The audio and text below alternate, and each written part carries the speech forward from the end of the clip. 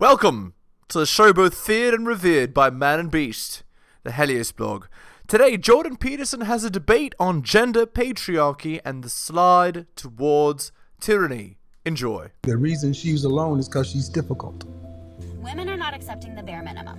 Women fuck men they respect. All the women who say things like, I'm strong, independent, I don't need no man, like, y'all impress me. Women just gaslight each other and say what they want to hear.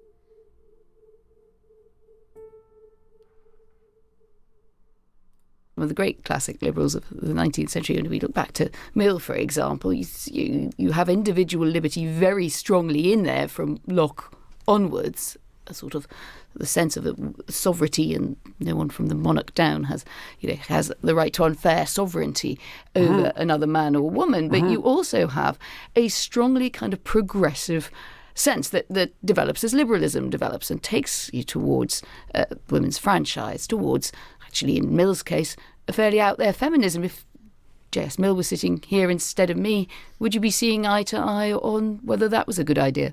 Well, again, I think it depends on what you mean by feminism. I mean, the idea that it would be a good thing for the world to arrange itself so that the talents of women were as available to use by the collective, let's say, by the group or by society as the talents of men, then obviously that's all for the good.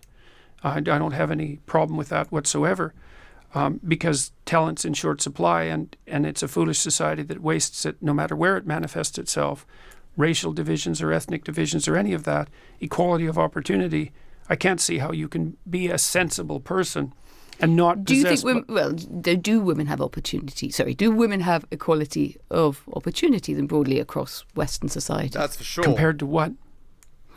Compared to not having equality of opportunity. Well, compared to 100 years ago, yes. Compared to 50 years ago, yes. Compared to most places in the world throughout history, yes. Compared to a hypothetical ideal, no. But I'm very, very leery. Would that hypothetical ideal be a good ideal or a bad ideal? Well, it depends on how you define equality. If you define it as equality of outcome, then it's a catastrophic ideal. See, this is something too. You know, one of the things I've been struggling with recently is the idea of boundaries, let's say. We know absolutely, and this is relevant to your questions on progressivism, we know that the left can go too far, and we know that the right can go too far. I mean, I would say that's the abject lesson of the 20th century. Both can go too far. And we kind of know when the right goes too far. We probably think the right goes too far, if you had to boil it down to one thing, when people start making claims of racial or ethnic superiority. That seems to be the marker. But we don't know when the left goes too far. And the left, to be frank about it, isn't very careful about differentiating itself into those who are pursuing a reasonable progressive agenda and those who have seriously gone too far. And I would say that when people push an equality of outcome agenda, they've gone too far.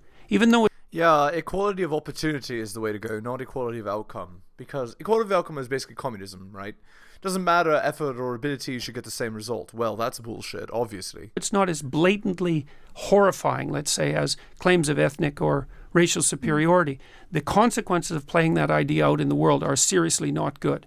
But surely they are, they're two kind of doorstops at the far ends of the arguments. I mean, very few people, I think, on the left, and there would be some who would advocate for absolute equality of outcome and everything it would take to achieve It's that. not so clear to me Similarly, that that's a minority view. There may be lots of things that are wrong both on the left and on the right that don't involve the right being overtly racist and the left wanting absolute equality of outcome. It's a space surely in the middle that matters, and that's why I suppose people feel that sometimes your argument is almost sort of, it's driving towards picking the fight rather than liberalism would, I suppose, encourage you to take the best, and we can have the argument about what's the best and what's the worst of everything that's in between. No, What's wrong with that? I think that the left poses a far greater danger than your analysis suggests. I certainly see this in the universities.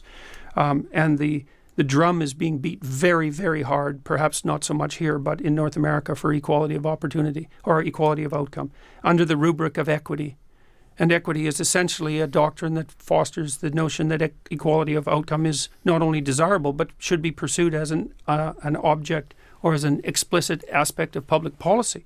The idea being that if there aren't there isn't equivalent representation of all possible groups at all possible levels of all possible hierarchies, that indicates a tyrannical society, prejudice that needs to be rooted out. And that's having an absolutely pernicious effect on institutions, especially educational institutions in North America. It's an increasingly widespread view, and I think it poses far more danger than you think. Is it possible that views become more attractive when something is dissatisfied and when aspirations... Yeah, you can be dissatisfied with things not being perfect and understand that that's basically the best you're gonna get, right? Like, there is, a level where it becomes ridiculous, where it becomes like, it can't go on like this. And I think we're at that point. I think we're at the point where, like, we should accept that going past this point is just bad for society, right? But, of course, we don't do that or care about that or discuss that. Well, I mean, we are now, I guess, but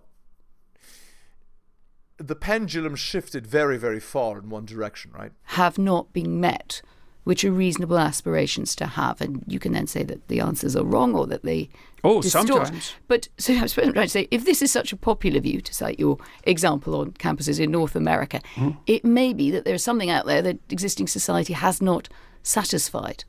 What hasn't satisfied the ever-present human tendency towards envy and resentment, that's for sure. So that's all that's driving it. Not all, but it's a tremendous amount of what's driving it, and an absolute lack of gratitude for what we've managed to accomplish and what we have in front of us. I mean, unfairness, does that figure? Well, unfairness is a very ill-defined term. I mean, it's not so obvious either. It's not so obvious what's fair. So, for example, I got embroiled in a dispute the last time I was in the UK about the issue of the gender pay gap. And, from a social science perspective, the idea of the gender pay gap is it's so poorly formulated that it's almost staggering to me that people can even conceptualize it in this manner. It's not a univariate problem. It's a multivariate problem. Men and women don't make the same amount of money. So we can break it down and then we can go through No, not only could we have to. Good. And we can't assume that just because in all situations women don't make as much money as men, although there are some situations in which the reverse is true, by the way, that the reason for that is prejudice and oppression. There's many reasons for it. One reason, so there's a book by Warren Farrell, for example, called Why Men Make More, and he outlines like 42 reasons why men make more money than women. One of them is that men are much more likely to take dangerous occupations. Well, let's have a go, if not at 42, at some of the reasons. But perhaps just start by talking a bit more about gender with you, that unfraught territory, which always seems to go well. Do you agree with people who hold that broadly gender is a social construct? No. I don't hold with those people at all. Why? Yes. Well, because first of all, that's an axiomatic pronouncement rather than a consequence of the analysis of the empirical data. And I mean, what do you mean a social construct? Genitalia aren't a social construct. Differences in height aren't a social construct. Differences in weight aren't a social construct. What we deduce from our genitalia is to an extent constructed, right? Well, because there's environmental and cultural effects on anything that's complex, and that's certainly the case. And differentiating what those are is a very difficult thing to do, but the psychometric work on that has already been done and done well. And when I... What do you mean by the psychometric work? I mean, psychologists in particular have spent 40 years sorting out an empirically derived model of personality. That's the Big Five model, which is well accepted among personality psychologists in the mainstream, most of who lean left, by the way, by an overwhelming majority. So there's no right-wing conspiracy. It's a taxonomy, right? Might be five, might be six. I mean, they could be wrong. Yeah, but one of the things that's interesting about the taxonomy is that it was atheoretically derived. It's purely a consequence of statistical analysis. And yeah, so I'm not sure where that's taking us on how far gender is socially constructed. So the first thing to do is to figure out what the parameters are when you talk about something like gender. So the parameters are, say, parameters of temperament, because you said, well, we're not going to talk about the biology, we're going to talk about what's derived from that. So we might say temperament. Okay, so we know the temperamental dimensions. We know that they differ between men and women, and they differ cross-culturally. But more importantly, this is the crucial distinction. Well, we don't know because, I'm just looking at a piece of recent research on the brain which concludes there are not two types of brain, and there are other researchers. Who did the research? No, it's the new scientist. Scans prove there's no such thing as the male or female brain, just so you know what you're dealing with. Nobody who has any sense would ever claim that there was a male and female brain. Okay. These differences aren't absolute. But do you want to, so shall we just take that as a question? Do you want to engage that question on two types of brain, and then we can be a bit clearer on the question? Well, there aren't two types of brain, and men and women are more the same by personality than they are different by a substantial margin. There's more similarity than difference. If there's more similarity than difference. But that doesn't mean the differences are irrelevant. So let me give you an example. Right. So if you pick two people at random out of the population and had to guess who was more aggressive, and you guessed the man, you'd be right 60% of the time. That's about the magnitude of the difference between men and women. Well, that's 60-40. It's not that much of a margin, right. is it? That's exactly right. But, and this is where things get more sophisticated. All right, so then imagine that you had to pick the 1 in 100 most aggressive person and put them in jail, which is what we do. They're all men. So even though at the midpoint, the difference between men and women isn't that extreme, at the extremes, the difference is extraordinary. And most of the activity, or much of the activity in complex situations, happens at the extremes. So men are more interested in things than women are, and women are more interested in people than men are, on average. And those differences are largest in Scandinavia, by the way. So there's no evidence that they're socioculturally constructed. And one of the consequences of that is that if you leave men and women to make free choices... Well, let's put aside that Scandinavia is not just one country, and it has lots of different cultural political differences within Sure, but the point is that, and this is the fundamental point, is that the more egalitarian the country, the bigger the differences between men and women. The bigger. I have no idea how one could possibly conclude that. You rank order countries by their sociocultural policies from egalitarian to non-egalitarian, and then you look at the magnitude of the differences in temperament in men and women in those countries. And you do those analyses depending on your publish definition them. of temperament. Yeah, but there isn't a definition of temperament that exists that's valid outside of the psychometric community. Well, and so this is in that case, well-established we're science. locked into a particular definition within what you call the psychometric community. And other people may simply say, look, I experience the world very differently, and I have evidence from my dealings, whether I'm a man, whether I'm a woman, whether I'm looking at how we get along. That's called subjective experience. So you can't use that as data. Together, and what we do to improve matters that doesn't conform to that. I mean, you could if you have a study of subjective experience and you aggregate it. Not one individual's experience. The question is then, what is the evidence? The fact that someone has an opinion about it isn't relevant. The relevant issue is what the evidence suggests, unless you're willing to throw out the scientific enterprise, which I wouldn't recommend. No, I'm not. I'm certainly not doing that. But I do think that to pin it to a narrow definition of psychometric testing it's not narrow. It's 5-dimensional. Recursive. It's 5-dimensional. It's not narrow. The whole world only has 4 dimensions. 5-dimensional model is actually extraordinarily sophisticated. If it's got 4 dimensions and then we're into 5, that's magic. Well, you have 5 dimensions. There's many multi-dimensional spaces, but reality itself has 4 dimensions, and there's plenty of complexity in that. Let's come back to your evidence. Absolutely come back to evidence, but also to what you make of the evidence, because trading. All I make of the evidence is that there's multiple reasons for gender differences. So what do we then do with this? Let's say that we decide that there are differences, and we can argue whether it's about the average. I mean, who is the average woman? Am I the average woman? Are you the average in some ways probably, in other ways not. Right. Okay. Good to know. So what do we do with this? So it takes us into this argument about what progress should look like. And the gender pay gap was a good example of that. As you say, lots of different ways of describing it, lots of different approaches to dealing with it. The challenge to you would still be, I think, do you think that the situation that we have is broadly fair in workplaces, and that women are self-selecting out of progress up the pay chain, rather than being, to an extent, under either pressure of child rearing that is not probably accounted for, or that they're not properly helped with? Is it really all about their decision, or might structures not play a role here? One doesn't have to be. Structures. Is it all about? It's never all about anything. Completely mad to think this, right? No. What you have to be completely mad is to reduce the whole thing to gender and to assume that it's a consequence of oppression. There's multiple factors at play, and prejudice is one of them. The question is to what degree prejudice or arbitrary categorization, let's say, and the lack of provision of opportunities for women is contributing to the pay gap, and to what degree other factors are contributing. So there's other factors. Like I said already, men are much more likely to do dangerous jobs. They're also more likely to do jobs that scale. So for example, because women are more interested in people on average than men are, they tend to work in people-oriented enterprises, and those are hard to scale. And because you can't scale them, it's harder to multiply the income. Men are more likely to move than women are. Men are more likely to take on trade positions. They're more likely to work with heavy machinery. They're more likely to work outside.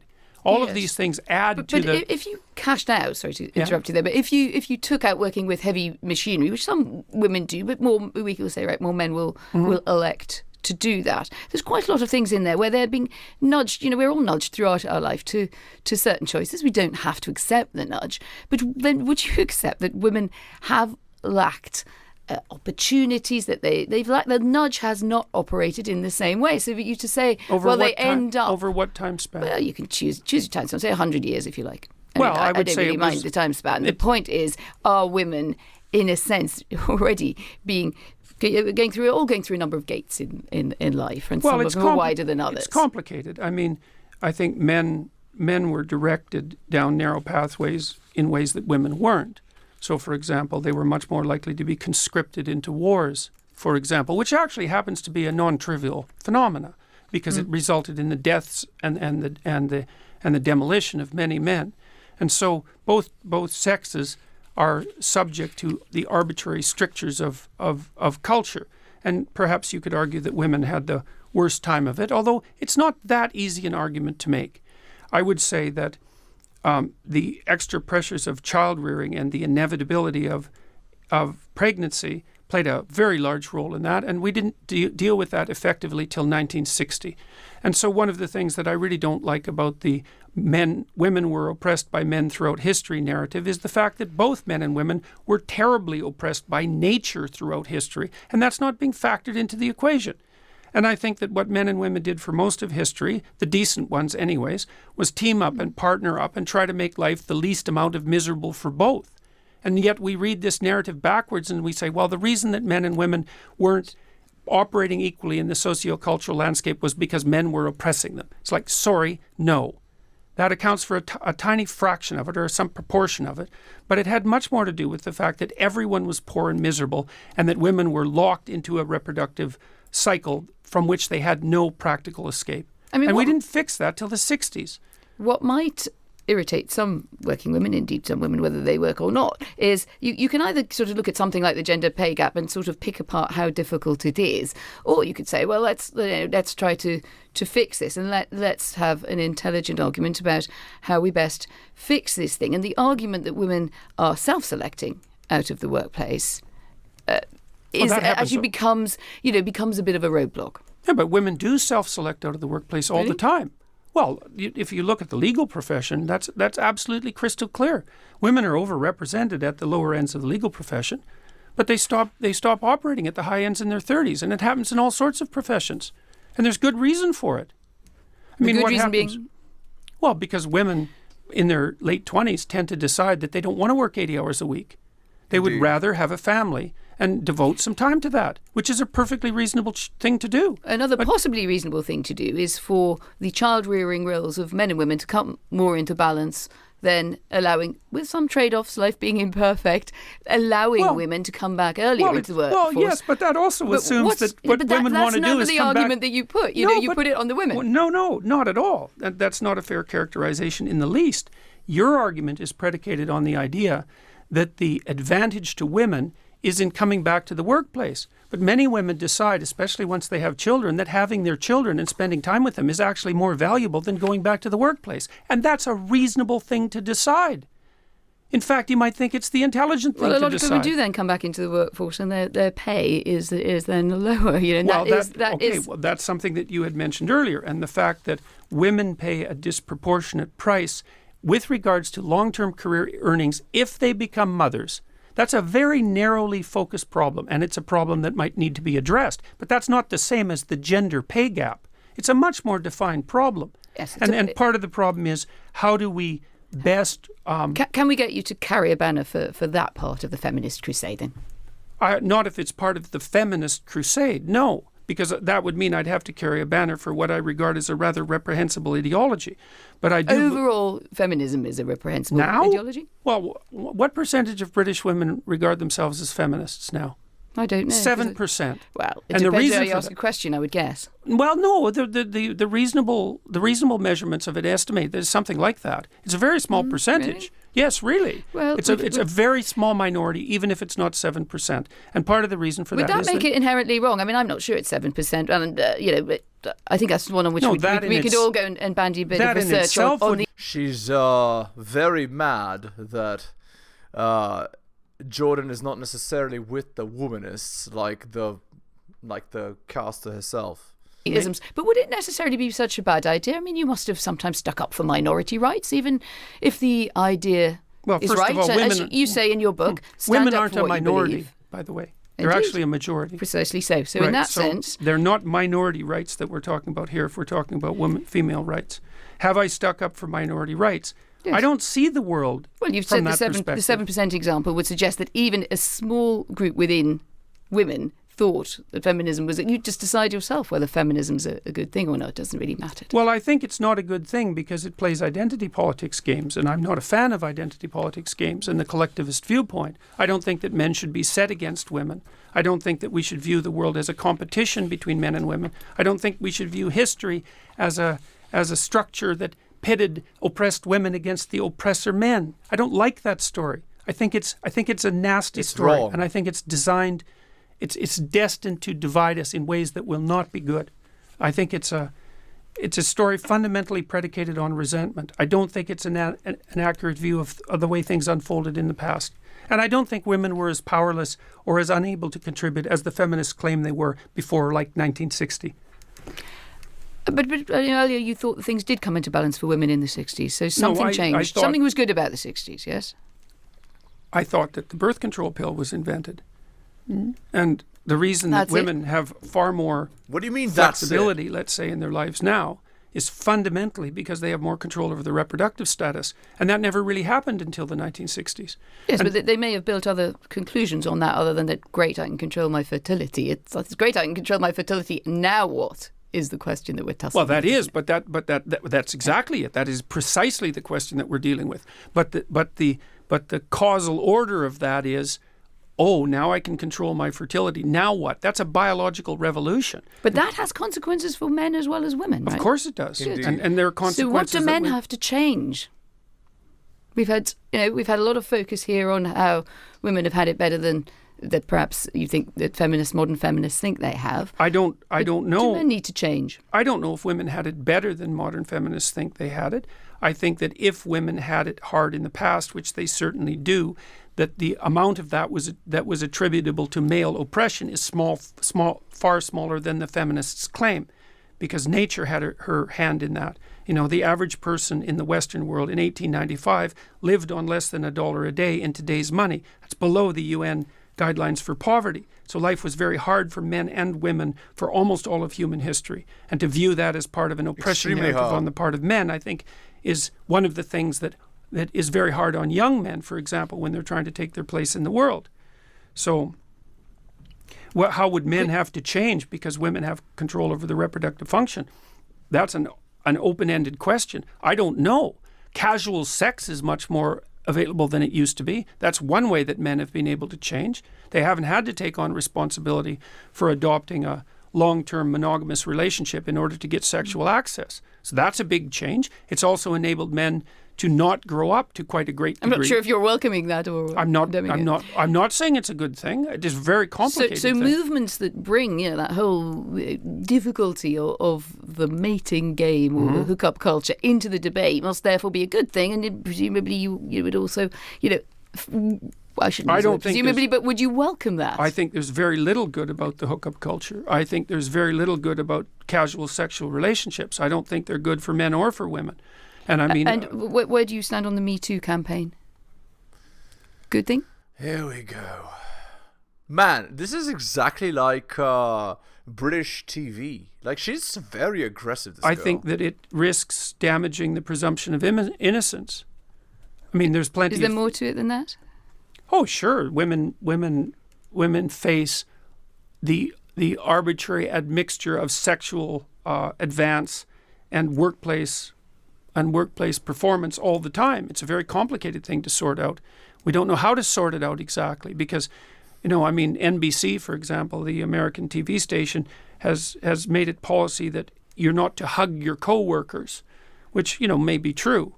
Although I don't think it's the sort of thing that a corporation might be deciding for people. But we don't know exactly what the rules are for governing male and female behavior in the workplace because we've only been working together for about 35 years. We 40 years. don't know. After 35 years, wouldn't it It's be not a long possible time. to figure something out? It's a Not short when you're amount of talking about a transformation in behavior that's that profound. I mean, we don't know how men and women can work properly together in the workforce. It's very complicated. But they men do. don't know how to compete millions with of women. men and women across the world go to work together day in, day out. But you're the one who asked about Me You're Too. the one Me who. Too Don't is, start with you're the one who. Me Too is Me Too is an expression of the fact that men and women are having a hard time regulating their behavior in the workplace. That's the only reason I responded to that because. There you go. All right, we're going to end the video there. This was a very heated debate. Hit the like, hit the sub, hit all the notifications, drop me a donation. Like Hunter M, Adrian R, Tom M, Bobby, Dylan, Renaissance Press, Brian, Andrew, and Alan. Shout outs to you, most recent purchaser of Strategist Guide to Seduction. Thank you. Go buy my books at bit.ly/heliosbooks. My Patreon offers early access. That's patreon.com/theheliosblog. And if you'd like me to give you some good advice, I do offer coaching services. Just message me at theheliosblog@gmail.com. Thank you so much for listening, guys, especially if you listen to the end. I really do appreciate it. Take care of yourselves, and I'll see you next time.